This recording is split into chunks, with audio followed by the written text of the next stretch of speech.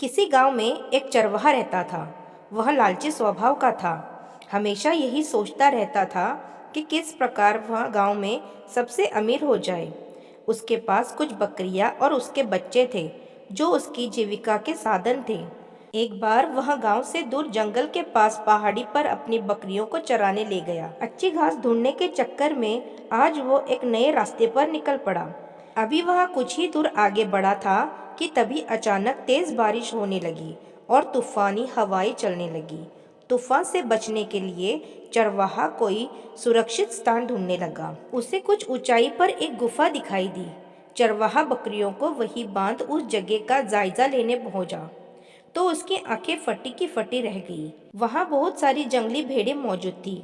मोटी तगड़ी भेड़ों को देखकर चरवाहे को लालच आ गया। उसने सोचा कि अगर ये भेड़ें मेरे हो जाए तो मैं गांव में सबसे अमीर हो जाऊंगा। इतनी अच्छी और इतनी ज्यादा भेड़ें तो आसपास के कई गांवों में किसी के पास भी नहीं है।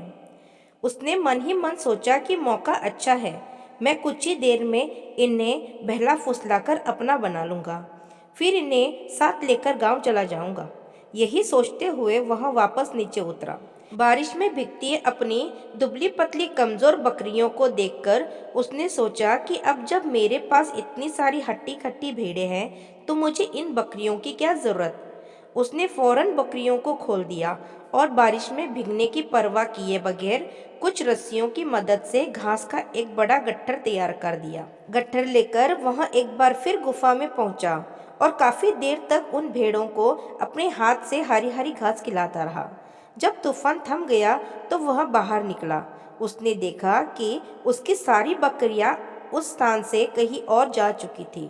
चरवाहे को इन बकरियों के जाने का कोई अफसोस नहीं था, बल्कि वह खुश था कि आज उसे मुफ्त में एक साथ इतनी अच्छी भेड़ें मिल गई हैं। यही सोचते सोचते वह वापस गुफा की ओर मुड़ा। लेकिन ये क्या, बारिश थमते ही भेड़ें वहां से निकलकर दूसरी तरफ जाने लगी। वह तेजी से दौड़कर उनके पास पहुंचा और उन्हें अपने साथ ले जाने की कोशिश करने लगा, पर भेड़ें बहुत थी, वह अकेला उन्हें नियंत्रित नहीं कर सकता था। कुछ ही देर में सारी भेड़ें उसकी आंखों से ओझल हो गई। तुम्हारे लिए मैंने अपनी बकरियों को बारिश में बाहर छोड़ दिया, इतनी मेहनत से घास काटकर खिलाई और तुम सब मुझे छोड़कर चली गई। सचमुच कितनी स्वार्थी हो तुम सब।